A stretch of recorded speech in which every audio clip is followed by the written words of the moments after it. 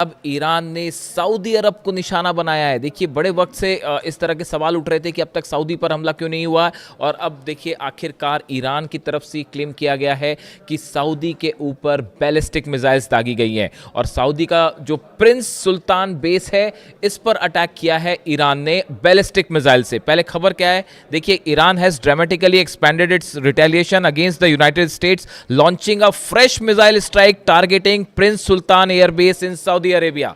जो खबरें हैं उसके मुताबिक जो ईरान का मीडिया क्लेम कर रहा है कि प्रिंस सुल्तान एयर बेस पर बैलिस्टिक मिसाइल्स दागी गई हैं।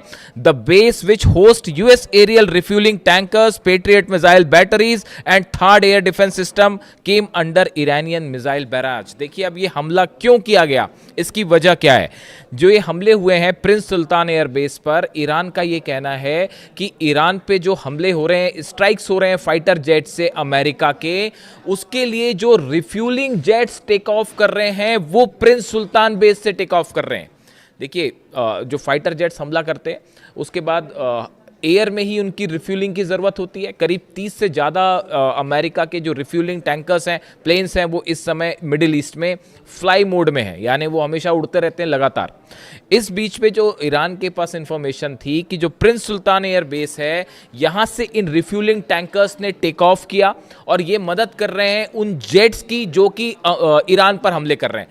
यानी हमले करने के लिए F-35 या F-18 जेट्स ने प्रिंस सुल्तान एयर बेस से टेक ऑफ नहीं किया, लेकिन जो रिफ्यूलिंग प्लेन्स हैं उन्होंने टेक ऑफ किया, जिससे हमले हो रहे हैं। यही वजह है कि ईरान की तरफ से हमला किया गया और निशाने साधे गया है प्रिंस सुल्तान एयर बेस पे। इसके अलावा देखिए जब जैसे ये हमला हुआ, पहले तो इस तरह की बात हुई कि सऊदी ने इस बात को इनकार किया कि इस तरह का कोई हमला नहीं हुआ है, लेकिन अब कुछ तस्वीरें सोशल मीडिया में वायरल होने लगी हैं ईरान के इस दावे के बाद, जिसमें ये दिखाया जा रहा है कि प्रिंस सुल्तान एयर बेस जो है उस पर हमले हुए हैं।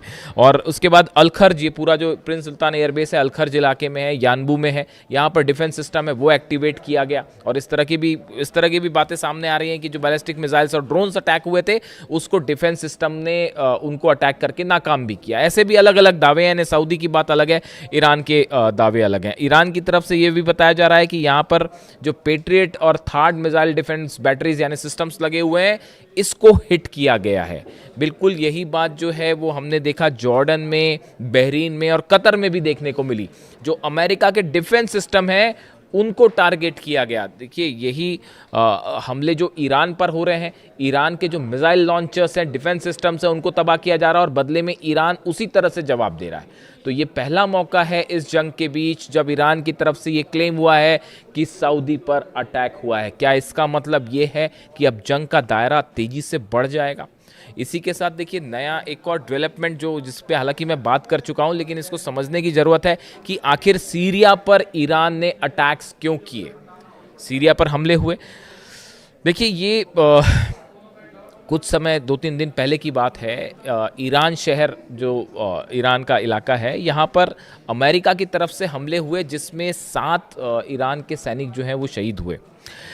बताया जा रहा है कि उसका ये जो हमले किए गए थे ईरान शहर में और सैनिकों पर जो हमले किए थे, इसके लिए जो फाइटर जेट्स ने टेक ऑफ किया था वो सीरिया से टेक ऑफ किया था, ऐसी जानकारी सामने आ रही है। और सीरिया का ये जो बेस है जहाँ पर हमले किए गए, अल तनफ बेस पर हमले हुए। हालांकि देखिए सीरिया से बड़ी संख्या में अमेरिका के सोल्जर्स हट गए हैं, लेकिन ये जो अल तनफ बेस है ये स्पेशल ऑपरेशन बेस है, यानी कि आप कमांड सेंटर भी कह सकते हैं अमेरिका का, अमेरिकन फोर्सेस का। इजराइल में जो अमेरिकन फोर्सेस का सीरिया में जो कमांड सेंटर है इसको जो है टारगेट किया गया है। इसको लेकर जेरूसलम पोस्ट में जो खबरें छप रही हैं आप वो देखिए।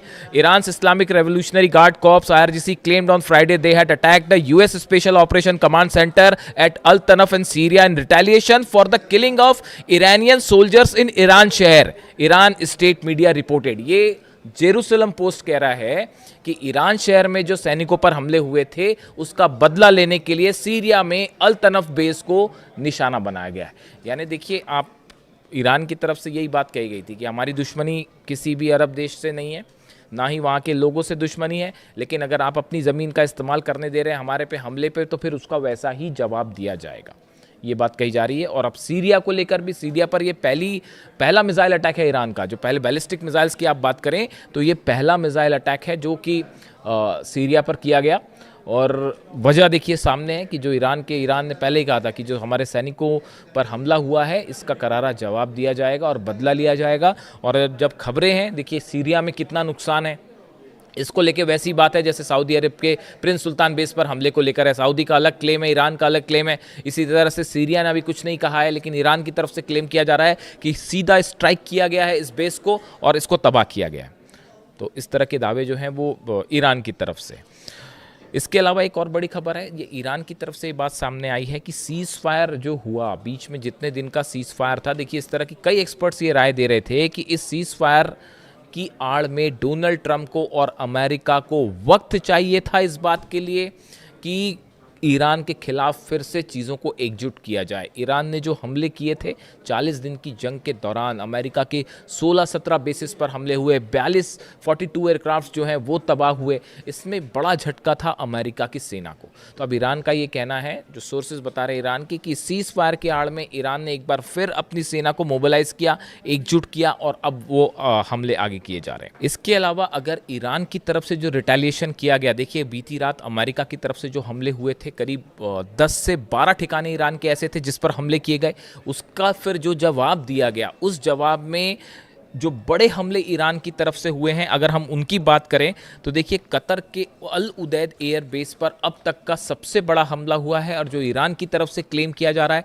आरजीसी की तरफ से क्लेम किया जा रहा है कि वहाँ पर लगा रडार सिस्टम तबाह कर दिया गया है। कुवैत में हमले हुए हैं, जॉर्डन पर हमले हुए हैं, बहरीन पर हमले हुए हैं, लेकिन कतर के अल उदैद एयरबेस पर इस जंग की दौरान का सबसे बड़ा हमला, खासकर ये सीज फायर के बाद जो स्ट्राइक शुरू हुई है वो किया गया है और यहाँ रडार सिस्टम तबाह कर दिया गया। देखिए अल उदैद बेस पर जो अमेरिका का रडार सिस्टम है, अर्ली वार्निंग सिस्टम है, ये कोऑर्डिनेशन करता है और किसी भी तरह के मिसाइल हमलों की पहले से जानकारी देता है। इस सिस्टम को तबाह किया गया है, इस तरह की जानकारी सामने आ रही है। इसके अलावा बहरीन में 5th फ्लीट के ऑफिस पर जो है हेडक्वार्टर है, वहाँ पर उसकी तमाम बिल्डिंग्स पर हमला है, ये जानकारी पहले से ही है आपको। इसके अलावा 2 हमले और स्ट्राइक ऐसी हुई है ईरान की जिसको लेकर जो तस्वीरें सामने आ रही हैं और वो बता रही हैं कि यहाँ पर बड़ा नुकसान हुआ होगा। एक तो जॉर्डन में अल अजराक बेस है, यहाँ पर बताया जा रहा है कि आर्मी का, मिलिट्री का, अमेरिका की फोर्सेस जो हैं, इनके फाइटर जेट्स जो टेक ऑफ करते हैं, इनके लिए जो फ्यूल टैंक्स होते हैं, इन फ्यूल टैंक्स को निशाना बनाया गया है। यानी देखिए जिस नेचर के हमले ईरान पर हो रहे हैं उसका वैसा ही जवाब देखने को मिल रहा है। और ये जॉर्डन में इसकी तस्वीरें हैं, भयंकर आग लगने की तस्वीरें आई हैं सोशल मीडिया पे। हालांकि यहाँ पे कितनी कैजुअलिटी हुई है, कितने क्या अमेरिकन सोल्जर्स मरे हैं, इसकी जानकारी आने में थोड़ा सा टाइम लगेगा, लेकिन ये तस्वीरें सामने आ गई हैं।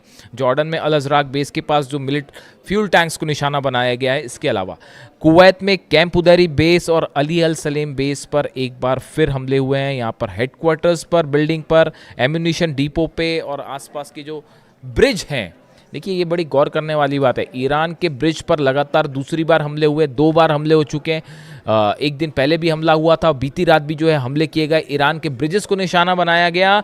अब कुवैत में बताया जा रहा है कि अमेरिका के बेस को कनेक्ट करते हुए जो ब्रिजेस थे उसको ईरान ने उड़ा दिया है। ये अपने आप में बड़ा डेवलपमेंट है।